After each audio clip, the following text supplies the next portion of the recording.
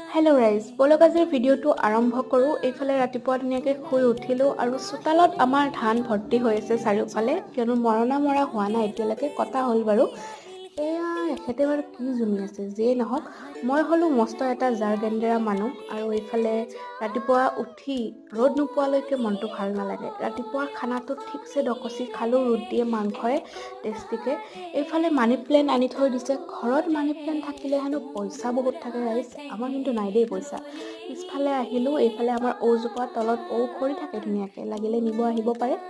এইফালে পানীৰ পাইপো লগাইছে, কাৰণ আমাৰ খেতি কৰিছে, মই চাহ দিব আহিছোঁ বাৰু। এইফালে আলু, পালেং শাক, লাই শাক, নহৰু, মূলা সকলোবিলাক ধুনীয়াকৈ লগাইছে। আপোনালোকক বাৰু মই হাৰ্ভেষ্টিঙৰ টাইমতো দেখুৱাম ধুনীয়াকৈ কি কি হৈছে। এইফালে লাও, তাৰপিছত বেঙেনা, তাৰপিছত জলকীয়া সকলোবিলাক ৰুইছে, কি কি হয় দেখুৱাম। চাহ পানী খালে এতিয়া মই ঘৰলৈ যাওঁ।